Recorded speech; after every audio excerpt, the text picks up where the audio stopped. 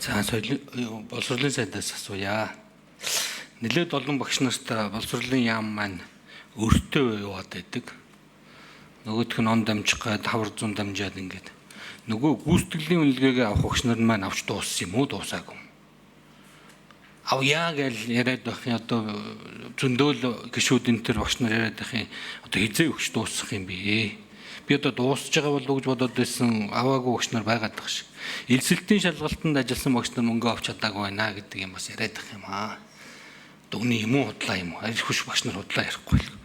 За багшийн туслах AI хийн гээд хэдэн баахан багш нар цуглуулад нийт хичнээнчүүлээд асуулт хариулт боловсруулад ингэсэн.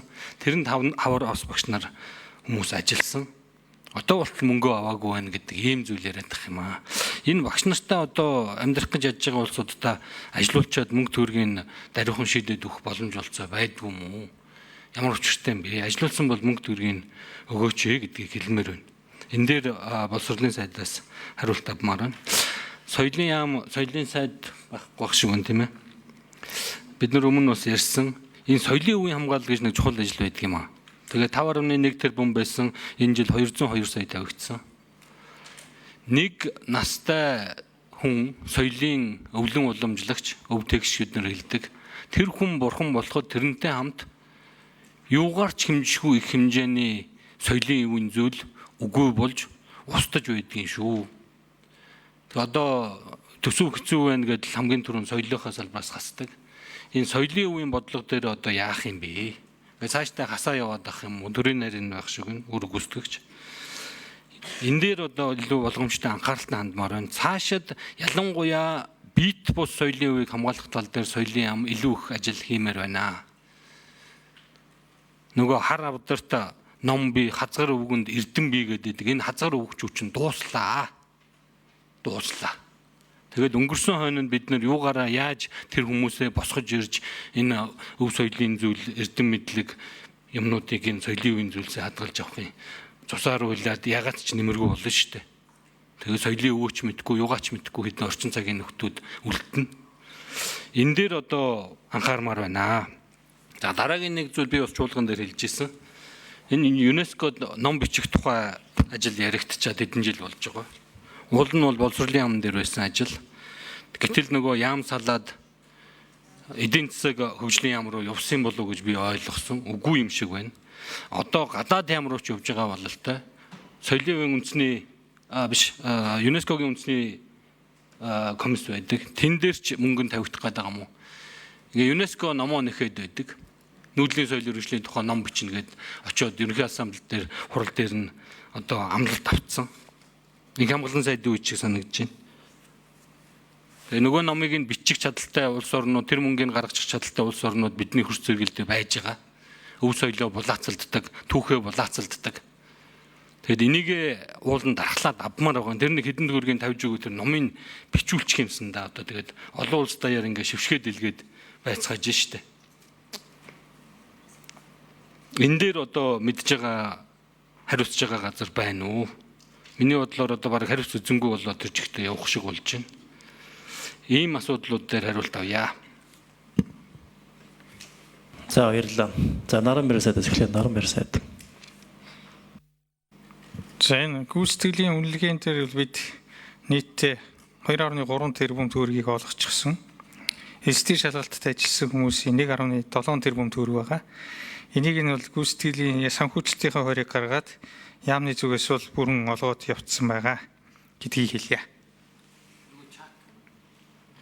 AI чат. Багшийн туслагтаар энэ бас нэг өнөөдөр энэ багшийн туслах дээр бол ажилласан энэ улсуудын нэг 380 орчим сая төгрөг байсан байна тий.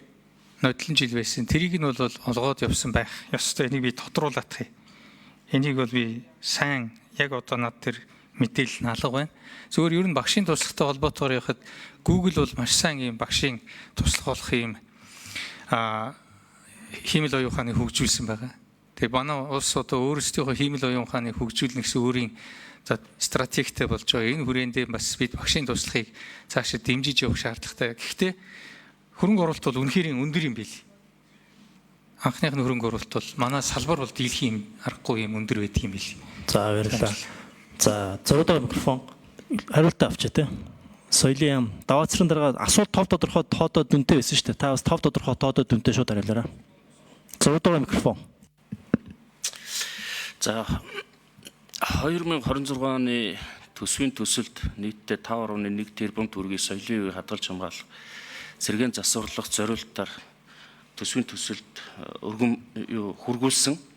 За одоогийн байдлаар бол төсвийн төсөл дээр 202.1 сая төгрөг хуваарлагдаад явж байгаа. За гишүүнтэй бол санал нэг байна. Соёлын үеийг хадгалж хамгаална гэдэг бол соёлын үеийг бүртгэх, судлах, хадгалах, сэргээн засварлах, ашиглах, сурчлах гэд цогц ажил байдаг. За бидний өмнө тавигдж байгаа, хүлээгдэж байгаа үр дүнд хүрэхэд одоогийн байгаа төсөв бол хаанаач хүрэх нь ойлгомжтой. Тийм учраас бид яг хуу байгаа нөөц болцоо олон улсын хамтын нийгэмлэгийн байгууллагуудтай хамтарч ажиллах, олон улс хоёр талд хамтын ажиллагаа хөгжүүлэх чиглэлээр зарим нэг арга хэмжээгээ хэрэгжүүлээд явж байгаа гэдгийг хэлье. Дээр нь энэ жил бүр зохион За юу яач. Бом учрыг шин тодруулаад тэгээд хариулахаар нь дахиад нодны хэд байсан та бодож байгаагаар нодны хэд байсан соёлын өв дээр энэ жил 220 байж нодны хэд байсан 5 тэрбум байсан юм уу 300 байсан юм уу. За бом учрыг шин тодруулна. За бас нэг зүйл ярив. Түрүүн мөнхтөө гишүүн зочны зүйтэй санал гаргаад унжаах шиг байна. Зам энэ төр барих болохоор бонд энэ төр гаргаад гिचнэн тэр бумаар нь босгоол барьчихъя. Тэгээд багш эмчнэрийн цалин нэмэх болохоор одоо яг үнийг хэлэхэд хөдөлж өгөхгүй байх гэдэг дүгнэлтийн төрхөөс өөр аргагүй болж байгаа байхгүй юу. Тэгээд мөнгөгүй гэдэг ийм хариултыг бид нэр удаадараа сонсож байна. Бүр болохгүй тэр бонд энэ төрийг гаргаа хүний хөгжил гэж нэрлэнэ үү, юу гэж нэрлэнэ үү? Бонд гаргаа тэндээсээ зээл авч яагаад багш эмчнэрийнхээ цалин эсвэл нэмэлт. Тэгээд эргээд төлчтгөл юм байлээ. Зам бариад тэр зам бол эргээд мөнгө өгөхгүй шүү дээ.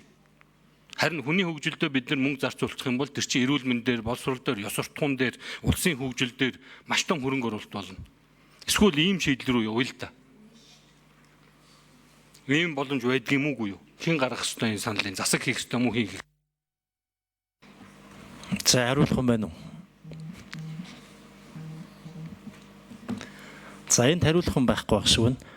Даваацрын дараа та түрүүнийхээ юу хэлээдгүү? Өнгөрсөн жил соёлын үеийг хамгаалах төр хэдэн төгрөг байсан зүгээр яг тэрийг л хэлчих дүнгэн. 6 дугаар микрофон. За өнгөрсөн жил 432 орчим сая төгрөг байсан. Гүйцэтгэлээр бол нэг 800 орчим сая төгрөг зарцуулсан байна. За ойлголоо. За дараагийн гишүүн Ганбаатар гишүүн